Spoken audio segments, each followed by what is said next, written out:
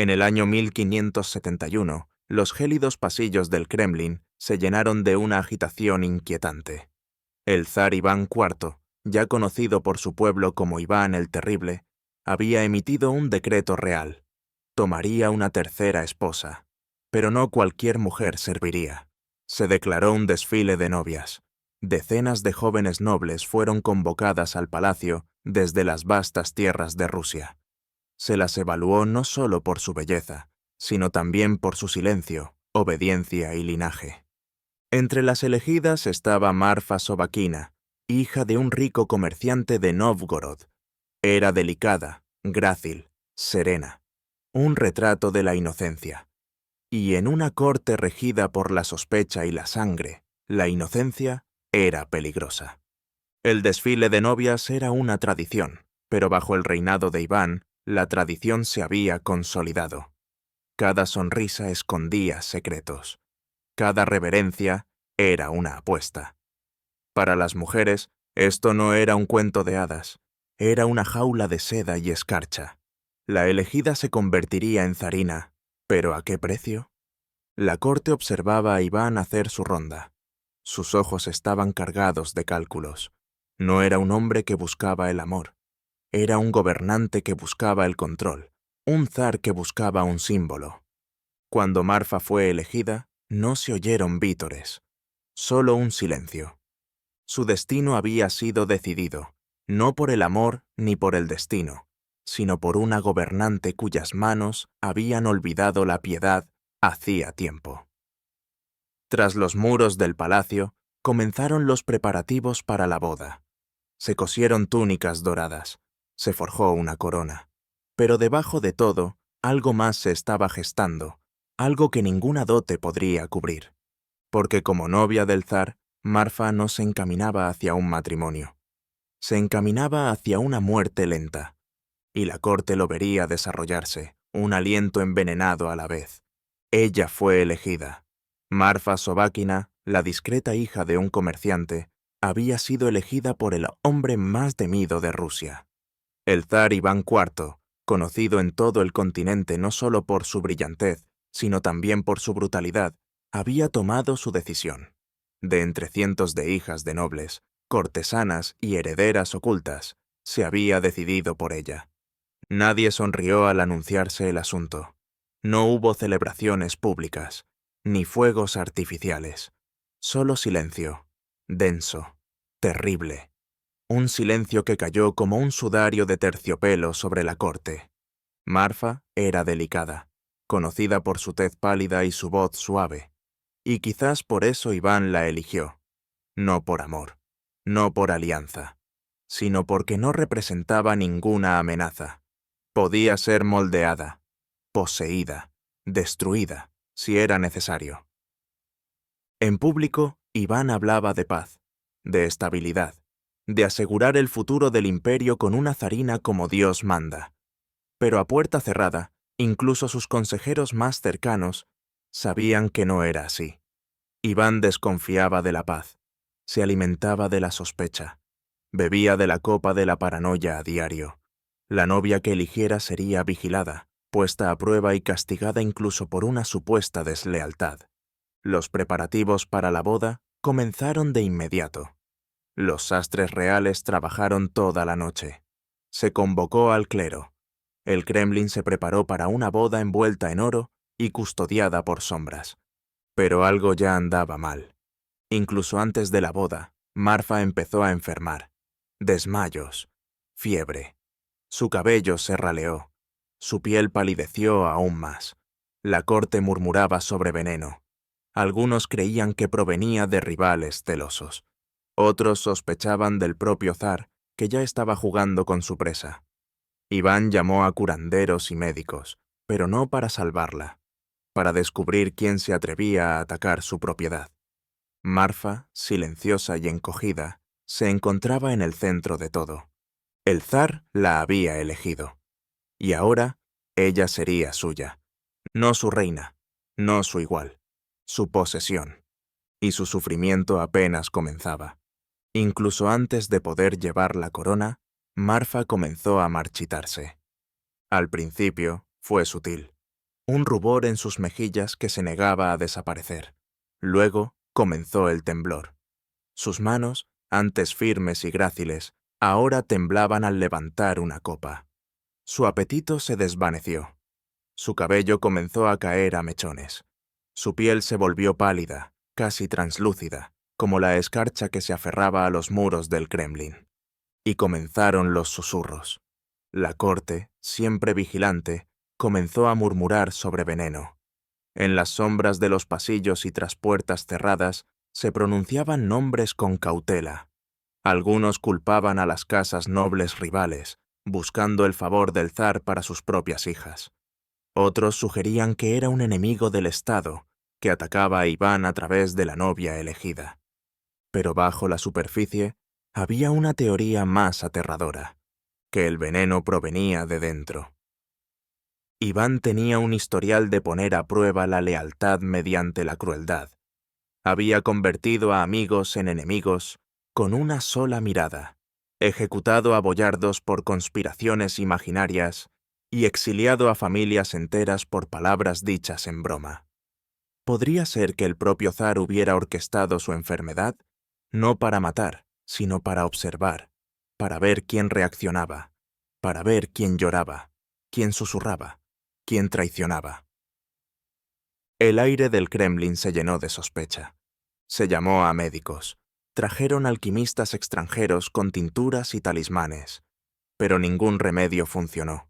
Su cuerpo seguía fallándole, y, sin embargo, Iván se negó a cancelar la boda. Para él, Marfa ya era suya. La enfermedad no cambió eso. Algunos dicen que la drogaron con hierbas para suprimir su fertilidad. Otros afirmaron que le habían añadido mercurio a la comida. Unos pocos murmuraron sobre magia negra, sobre brujas ocultas a plena vista. Pero fuera cual fuese la verdad, un hecho permanecía vigente. Marfa Sobakina, la novia del zar, moría ante sus ojos, y nadie se atrevía a detenerla. Llegó el día de la boda, no envuelto en alegría, sino en pavor. Marfa Sobakina, apenas capaz de mantenerse en pie, vestía capas de seda y piel, con la piel fría al tacto. Los sirvientes susurraban que necesitaba que la llevaran de una habitación a otra. Sus ojos, antes brillantes, estaban hundidos y vidriosos, y, aun así, Iván insistió en que la boda se llevara a cabo. No se le negaría a su novia. La ceremonia se celebró en la Catedral de la Anunciación, un lugar de grandeza ahora cargado de aprensiones. Los cortesanos permanecieron en un silencio forzado mientras se intercambiaban los votos. Iván, imponente y severo, colocó la corona sobre la frágil cabeza de Marfa. Ella no habló, no sonrió, apenas se movió. Algunos dicen que se desplomó momentos después de la bendición. Otros afirman que fue sostenida por asistentes, mantenida en pie por pura fuerza de voluntad o por orden real. Pero todos los relatos coinciden en una cosa. La novia se estaba muriendo mientras se casaba.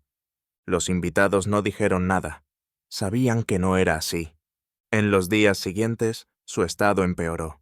La trasladaron a una cámara en las profundidades del Kremlin, oculta a la vista del público. Iván llamó a médicos de todo el imperio.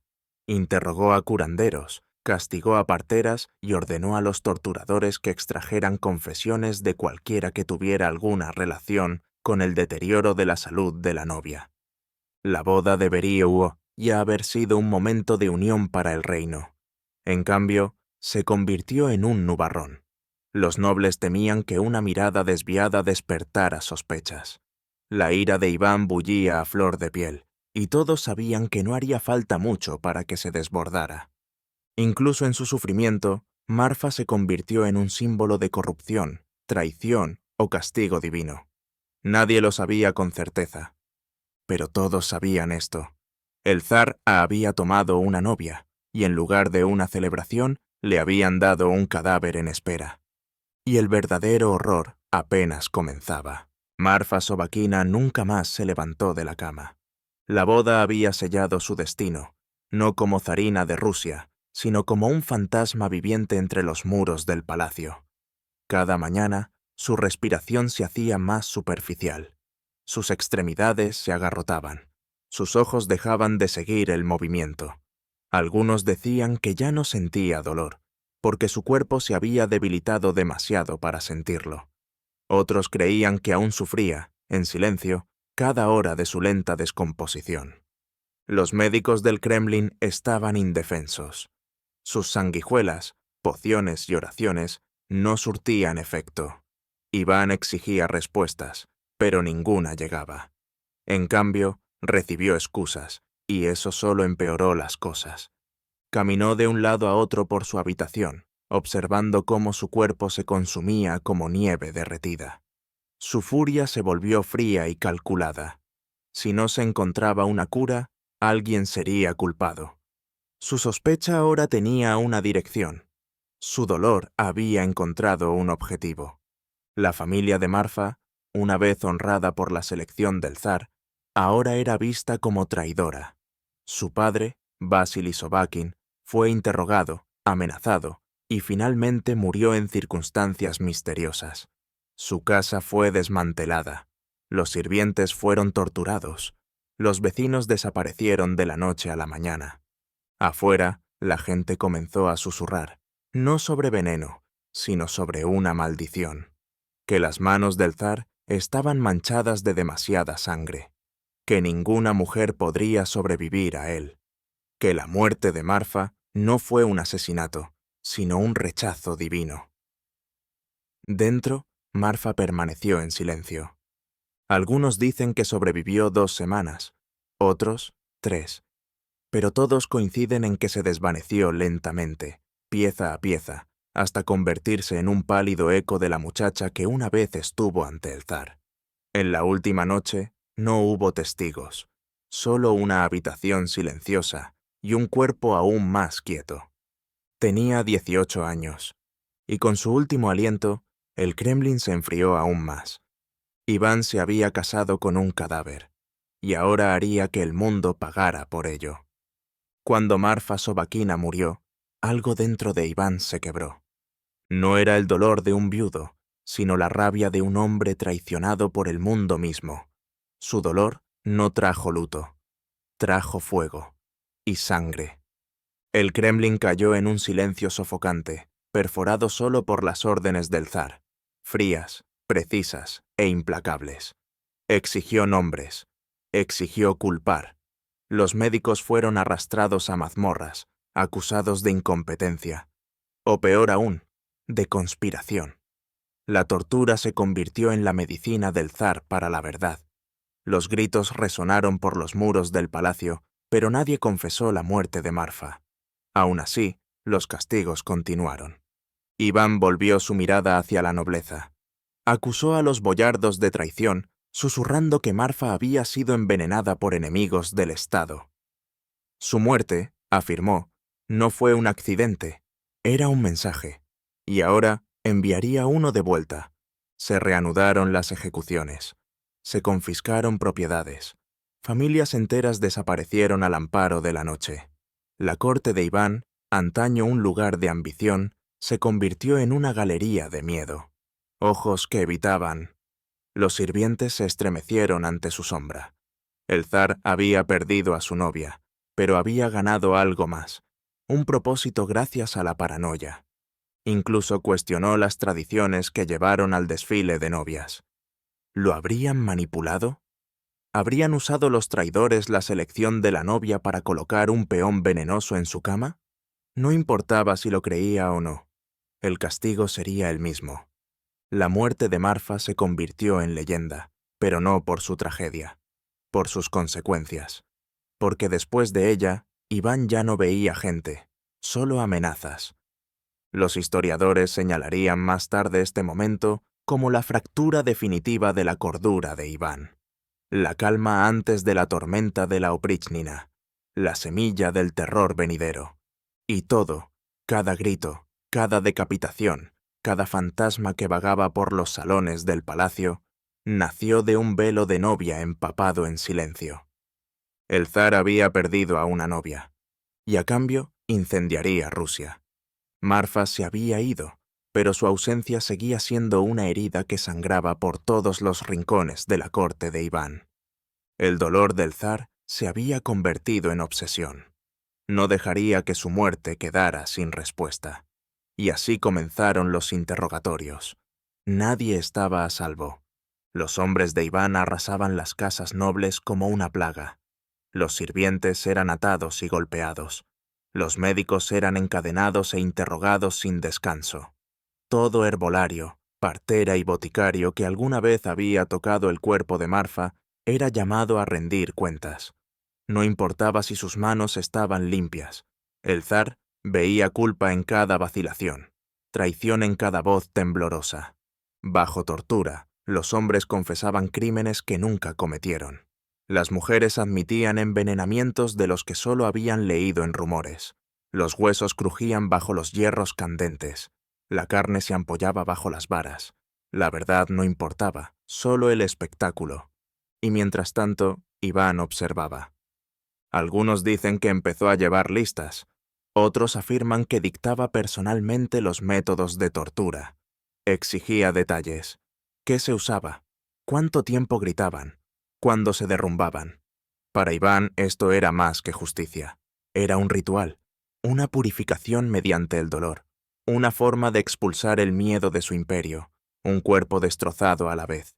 Ni siquiera los asistentes supervivientes de Marfa se salvaron. Uno a uno, fueron desnudados, azotados e interrogados. Sus camareras desaparecieron. Su anciana niñera fue quemada en la hoguera. Nunca más se supo de su madre. Para entonces, los boyardos ya no hablaban en voz baja sobre veneno. Hablaban en voz baja sobre locura. La corte ya no temía a la enfermedad, temía al zar. Lo que había comenzado como una boda real se había convertido en un ajuste de cuentas sangriento. Y cada confesión, cada acusación, cada grito que resonaba por el Kremlin era la respuesta de Iván a la pregunta que nadie se atrevía a formular en voz alta. ¿Quién mató a la novia? Y la respuesta de Iván fue simple. Todos.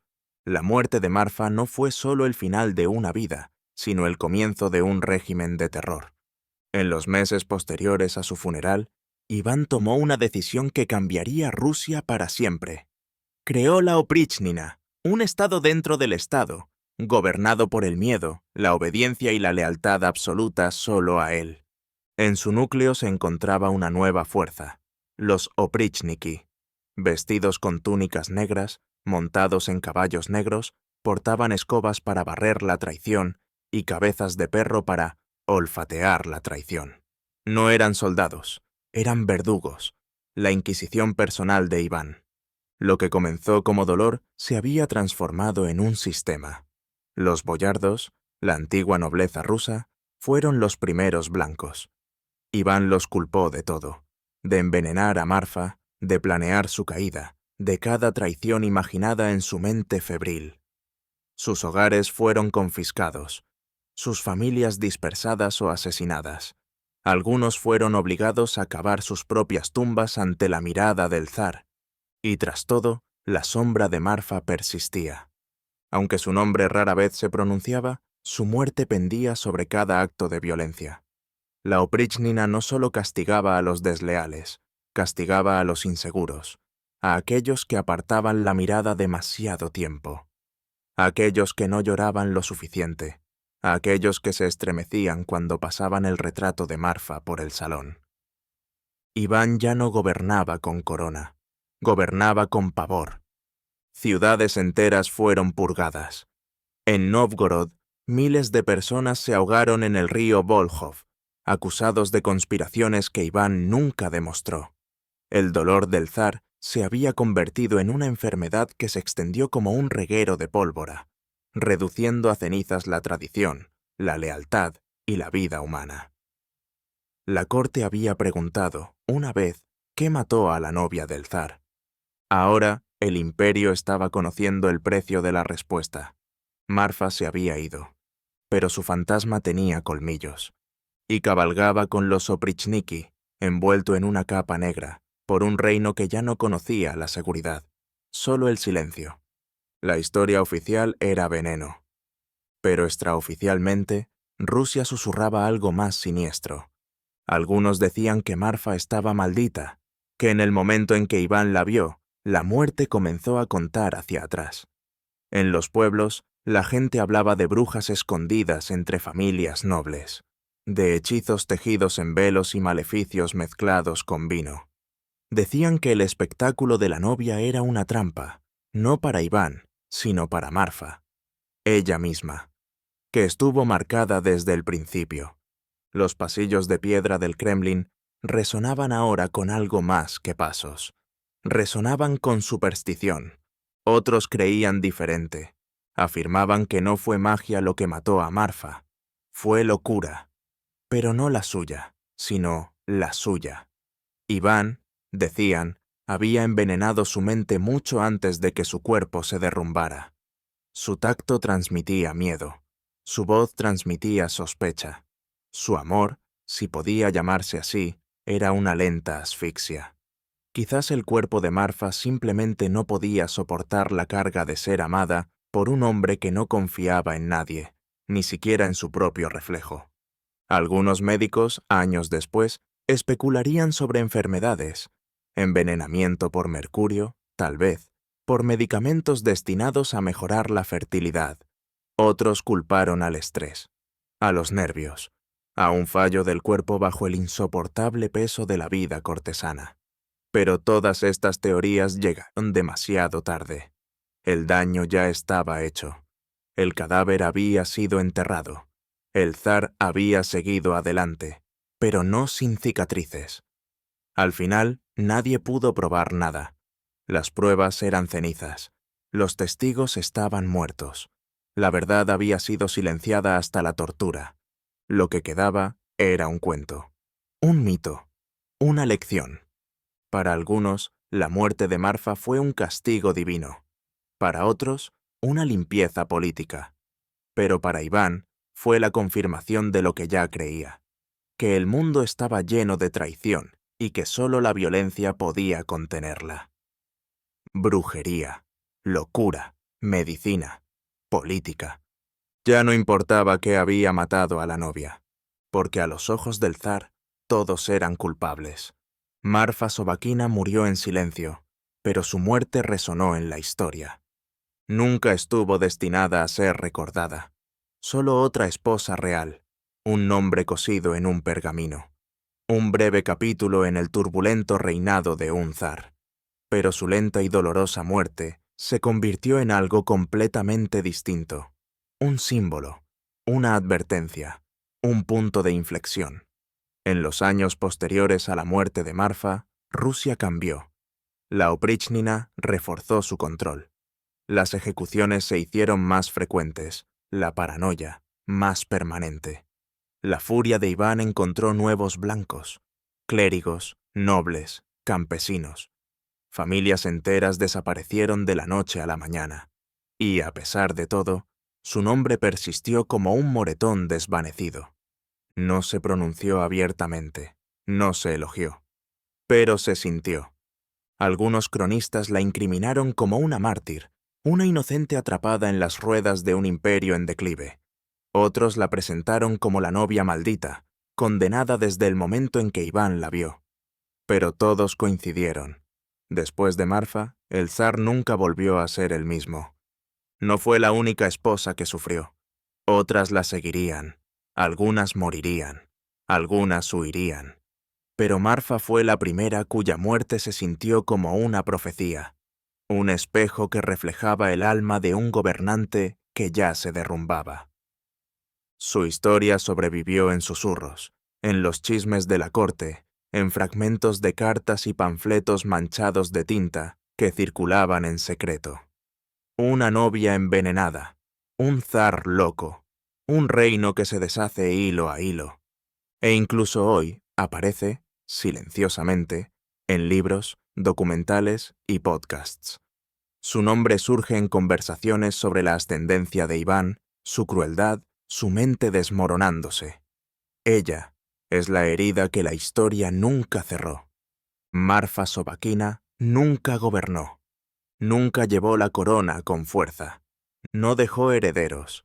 ni discursos, ni legado de poder. Y sin embargo, su historia perdura, no por lo que hizo, sino por lo que le hicieron, y porque el silencio que siguió a su último aliento fue más fuerte que cualquier grito.